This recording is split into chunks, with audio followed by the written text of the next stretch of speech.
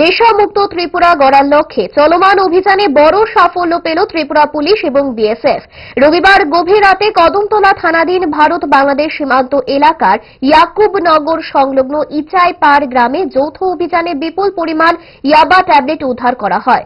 BSF এর 97 নম্বর ব্যাটালিয়নের জওয়ানদের দেওয়া খবরের ভিত্তিতে কদমতলা থানার পুলিশ অভিযান চালিয়ে নাজিম উদ্দিন নামে এক ব্যক্তিকে আটক করে।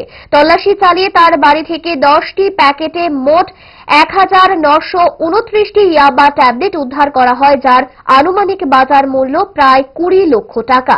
এছাড়াও 4টি মোবাইল ফোন, ভারতীয় মুদ্রায় 77,910 টাকা এবং বাংলাদেশি মুদ্রায় 1,577 টাকা উদ্ধার করা হয়েছে। বিষয়টি নিয়ে কদমতলা থানার second officer in charge RM Sangma জানিয়েছেন, ধৃতের বিরুদ্ধে নির্দিষ্ট ধারায় মামলা রুজু করে তদন্ত চালানো হচ্ছে।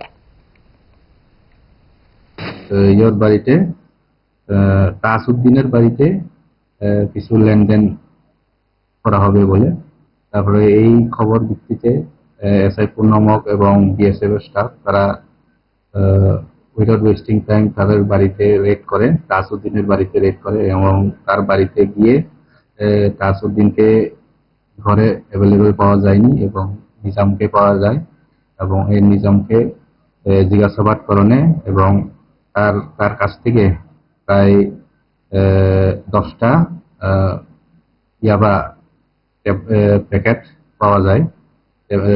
তার বাজার টোটাল 10টা tablet containing total 1929 dose tablet এবং এটার ওয়েট টোটাল 205 গ্রাম কমার্শিয়াল কোয়ান্টিটি এবং তার এখান থেকে 4টা মোবাইল ফোন এবং ইন্ডিয়ান কারেন্সি 77,910 টাকা এবং বাংলাদেশি কারেন্সি 1577 রুপিস এবং দুইজনকে নিজাম উদ্দিন এবং অ্যাবসকন্ডিং তাজউদ্দিনের বিরুদ্ধে একটি NDPS মামলা আমরা রেজিস্টার করতেছি।